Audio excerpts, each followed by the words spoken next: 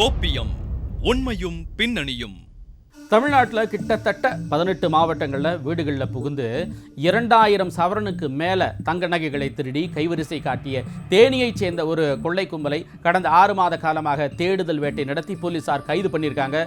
அந்த பரபரப்பான சம்பவத்தை பற்றி இப்போ பார்க்கலாம்.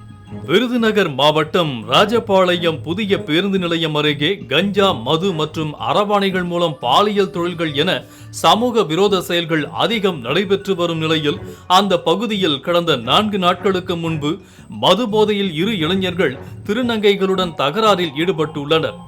இதனால் அந்த பகுதியில் கூச்சல் ஏற்படவே அங்கு ரோந்து பணியில் ஈடுபட்டிருந்த காவலர்கள் அவர்கள் இருவரையும் பிடித்து விசாரணை மேற்கொண்டுள்ளனர்.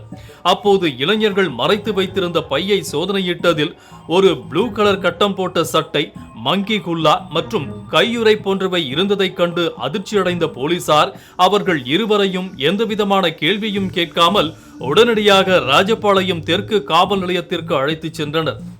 இது காவல்துறை வட்டாரங்களுக்குள் திடீர் சலசலப்பையும் பரபரப்பையும் ஏற்படுத்தியது. காரணம், கடந்த 6 மாத காலமாக பல தனிப்படைகளை அமைத்து தேடி வந்த ஒரு கொள்ளை கும்பலை பற்றிய முக்கிய தடயமான ப்ளூ கலர் கட்டம் போட்ட சட்டையை அவர்கள் வைத்திருந்ததுதான். பின்னர் அவர்களிடம் நடத்திய முதற்கட்ட விசாரணையில் பல திடுக்கிடும் தகவல்கள் வெளிவந்தன. அதில் அவர்கள் இருவரும் தேனி மாவட்டத்தை சேர்ந்த சுரேஷ்குமார் மற்றும் அருண்குமார் என்பதும் கடந்த சில மாதங்களுக்கு முன்பு வடக்கு ஆண்டாள்புரம் பகுதியில் முகமூடி அணிந்து ஒரே குடும்பத்தை சேர்ந்த 4 கை கால்களை கட்டி போட்டு கொள்ளையடித்ததும், ராஜபாளையம் பாரதி நகர் பகுதியில் தொடர்ந்து 3 வீடுகளில் நடந்தேறிய கொள்ளை சம்பவத்தில் இவர்கள் ஈடுபட்ட அதிர்ச்சி தகவல் தெரிய வந்தது. அதன் பின்னர் பல மாவட்ட போலீசாருக்கும் இவர்கள் குறித்து தகவல் தெரிவிக்கப்பட்டு மேற்கொண்டு அவர்களிடம் நடத்திய விசாரணையில் இதுவரை அவர்கள் சுமார் 2000 சவரன் தங்க நகைகளை திருடியிருப்பதும், அந்த பணத்தை வைத்து விருதுநகர் மாவட்டத்தில் பல கோடி ரூபாய் மதிப்புடைய தொழிற்சாலைகள் மற்றும் சொத்துக்களில் முதலீடு செய்திருக்கும் அதிர்ச்சி தகவல் வெளியானது. விருதுநகர் மாவட்டம் ராஜபாளையம் மற்றும் ஸ்ரீவில்லிபுத்தூர், அருப்புக்கோட்டை உட்பட பல்வேறு பகுதிகளில் பூட்டியிருக்கும் வீடுகளை நோட்டமிட்டு கொள்ளை சம்பவங்களை அரங்கேற்றியதால் மாவட்ட காவல் கண்காணிப்பாளர் பெரோஸ்கான் தலைமையில் பல்வேறு தனிப்படைகள் அமைக்கப்பட்டு திருடர்களை தீவிரமாக தேடி வந்தனர். இதுதான் ராட்மேன். ஏன் ராட்மேன் சொல்கிறோன்னா, இந்த கையில் ராடோட வருவார், ஒரே மாதிரியான சட்டை தான் போட்டுகிட்டு இருப்பார். இது தமிழ்நாடு முழுவதும் பார்த்தீங்கன்னா வெவ்வேறு குற்றங்களில் ஈடுபட்டும் போது அவரோட யூனிஃபார்ம் என்ன போட்டுட்டு இருக்கார், கையில் ஒரு ராடோடு இருப்பார். இவங்களோட எம்மு என்னன்னு பார்த்தீங்கன்னா, ஃபஸ்ட்டு இந்த ரயில்வே ட்ராக் இருக்குல்ல, ஒரு ரயில்வே ட்ராக்லேயே நடந்து எந்த வீட்டில் ஆள் நடமாட்டம் இல்லாத வீடோ அந்த வீட்டை டார்கெட் பண்ணி ஒரே ஒரு சிங்கிள் ராடு அதை யூஸ் பண்ணி அந்த டோர் ஓப்பன் பண்ணி அந்த தங்க நகைகளோ என்ன விலை மதிக்கப்பட்ட பொருள் இருக்கோ அதை கொள்ளடிப்பார். உதாரணமாக சொல்லினா, நம்ம ஒட்டன் சத்தத்தில் நடந்த 500 பவுன் ஒரு கொள்ளை போயிருக்கோம், அந்த சம்பவத்தில் ஈடுபட்டது அவர் தான். ராஜபாளையத்தில் ஒரு 500 சவரன் போயிருக்கோம், அந்த சம்பவத்தில் ஈடுபட்டது அவர் தான். இப்போ ரீசெண்டாக பார்த்தீங்கன்னா இந்த புராணி காலனின் நம்ம பீலமேட் லிமிட் புராணி காலனியில் நடந்திருக்கும், அதோட சம்பவத்தில் ஈடுபட்டதும் இந்த கேங்கு தான். இவர் தனியாகவும் போவார், இவங்களோட கேங்காகவும் போவார். இவங்க கேங்கில் மொத்தம் 7 மெம்பர்ஸு. இந்த ராட்மேன், இந்த மூர்த்தி தான் மூளையாக செயல்பட்டு லீடர் மாதிரி. இவர் தனியாகவும் செயல்படார், இல்லை கூட்டமாகவும் போயிட்டு இது போல் டெக்காய்டியில் ஈடுபடுவதும் உண்டு. தமிழ்நாட்டில் 18 மாவட்டங்களில் நடந்த இந்த தொடர் திருட்டு சம்பவங்களை போலீசார் தீவிரமாக கொள்ளையர்களை தேடினாங்க. ஆனால் அவங்கள பற்றி எந்த விதமான ஒரு சரியான தடயங்களும் கிடைக்காத நிலைமையில் கண்காணிப்பு கேமராக்களில் பதிவாகியிருந்த காட்சிகளின் அடிப்படையில் நீல நிற சட்டையை ஆதாரமாக வைத்து கொள்ளையர்களை கைது பண்ணியிருக்காங்க. அதை இப்போ பார்க்கலாம்.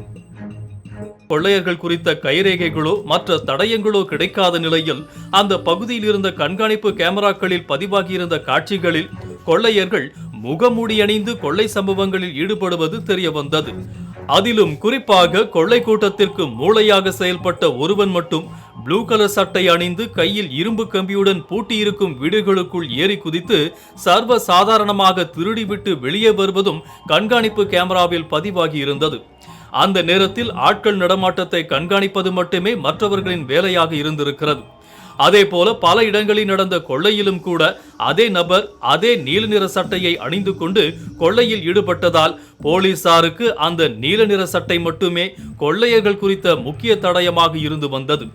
இந்த நிலையில்தான் சுரேஷ்குமார் மற்றும் அருண்குமாரிடம் அதை கைப்பற்றிய போலீசாருக்கு கொள்ளையர்கள் குறித்த ரகசியங்கள் வெளிவந்தன.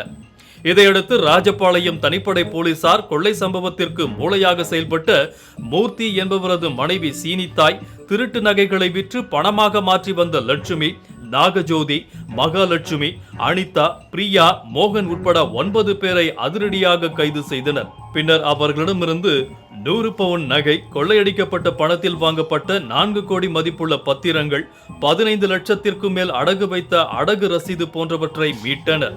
பின்னர் அவர்களை நீதிமன்றத்தில் ஆஜர்படுத்தி விருதுநகர் சிறையில் அடைத்து கொள்ளை சம்பவத்தில் ஈடுபட்டு மூளையாக செயல்பட்டு வந்த மூர்த்தி, பிரகாஷ் மற்றும் அம்சராஜ் ஆகிய மூவரையும் தீவிரமாக தேடி வந்தனர். அதே நேரத்தில் கோவை மாநகரில் ரயில்வே தண்டவாளங்களை ஒட்டிய பகுதிகளில் கொள்ளை சம்பவங்கள் அதிகம் நிகழ்வதாக எழுந்த புகார்களின் மீது கோவை மாநகர காவல்துறையினர் தனிப்படைகள் அமைத்து கொள்ளையர்களை தேடி வந்த நிலையில் ஏற்கனவே விருதுநகர் போலீசார் தேடி வந்த கொள்ளை கும்பல் தலைவன் மூர்த்தியை கோவை போலீசார் கைது செய்தனர். அவர்களோட விசாரணையின் அடிப்படையில் இந்த தொடர் கொள்ளை சம்பவத்தில் ஈடுபட்ட முக்கிய நபரான ராட்மேன் என அழைக்கப்படும் மூர்த்தி என்பவர் கைது செய்யப்பட்டுள்ளார். அவருடன் நடத்திய விசாரணையில் கோவை மாநகரில் மட்டும் 18 கொள்ளை வழக்குகளில், அதாவது ஹவுஸ் பிரேக்கிங்கில் ஈடுபட்டது தெரிய வருகிறது.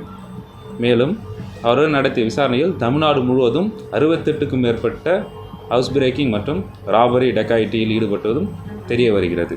இதற்கு மூளையாக செயல்பட்ட மூர்த்தி என்னும் ராட்மன் மற்றும் வம்சா ஆகியோர்களை இந்த கோவை மாநகர தனிப்படையினர் கைது செய்துள்ளனர்.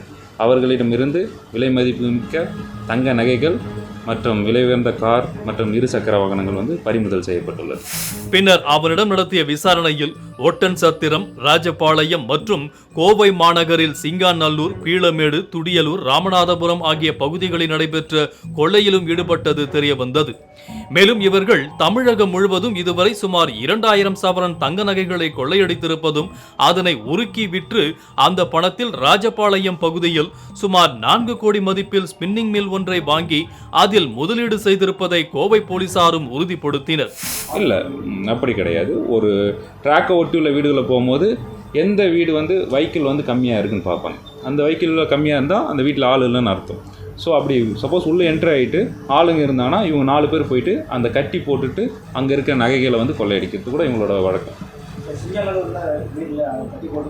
ஆமாம், இவங்க இந்த குழு நம்ம கோயம்புத்தூரில் மட்டும் 18 வழக்குகள் இந்த கொள்ளை கும்பல் ஈடுபட்டு. தங்க நகைகள் இப்போது கோயம்புத்தூரில் மட்டும் பார்த்திங்கன்னா அரௌண்ட் ஒரு 63 சவரன்ஸ் நம்ம ரெக்கவர் பண்ணியிருக்கோம். அது இல்லாமல் இவர் என்ன பண்ணியிருக்காருன்னா, இந்த கொள்ளையடித்த நகைகளை வச்சு ஒரு ஸ்பின்னிங் மில் வாங்கியிருக்கார். அந்த ராஜபாளையம் விருதுநகரில் 4 கோடி மதிப்புள்ள ஒரு ஸ்பின்னிங் மில் வாங்கியிருக்கார், ராஜலக்ஷ்மி ஸ்பின்னிங் மில்லுன்னு சொல்லிட்டு. ஸோ அதில் போய் இன்வெஸ்ட் பண்ணியிருக்கார். ஸோ அது தொடர்பான ஆவணங்களும் நாங்கள் இது பண்ணியிருக்கோம். இதை தவிர்த்து பார்த்திங்கன்னா நம்ம விருதுநகரில் மட்டும் 20 சம்பவங்கள் ஈடுபட்டு இருக்காங்க.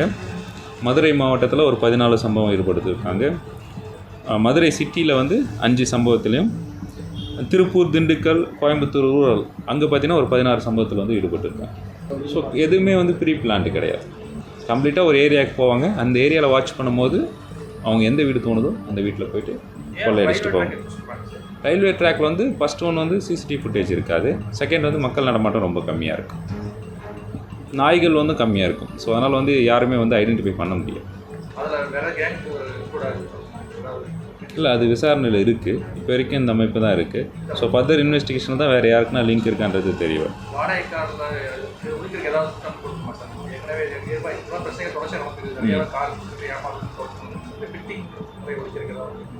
ஃபிட்டிங் ப்ராப்பராக ஆர்கனைஸ் பண்ணி அவங்களுக்கு கைட்லைன்ஸ்க்காக ஒர்க் பண்ணிகிட்டு இருக்கோம். ஸோ எப்படிலாம் இந்த ஃபிட்டிங் ஒர்க் பண்ணலான்னு சொல்லிட்டு இந்த கைட்லைன்ஸ் ஃப்ரேம் ஒர்க்காக ஒர்க் பண்ணிகிட்டு இருக்கோம். ஸோ இதை ப்ராப்பராக நெறிமுறைப்படுத்திடலாம்.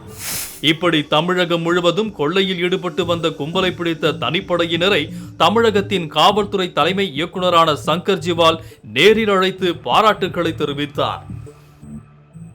இந்த கொள்ளை கும்பல் சிசிடிவி இல்லாத இடங்களை குறி வச்சு திருடி இருந்தாலும் கூட சில வீடுகளில் சிசிடிவி கேமராக்கள் இவங்களுடைய உருவம் பதிவாகியிருந்தது. அதுதான் போலீசாருக்கு உறுதுணையாகவும் இருந்தது.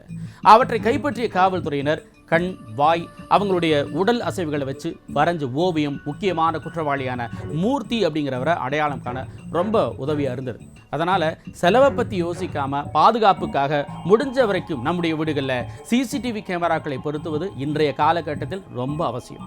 மீண்டும் அடுத்த கோப்பியம் நிகழ்ச்சியில் உங்களை எல்லாம் சந்திக்கிறேன். அதுவரை உங்களிடமிருந்து விடை பெறுபவர் சிவகுமார்.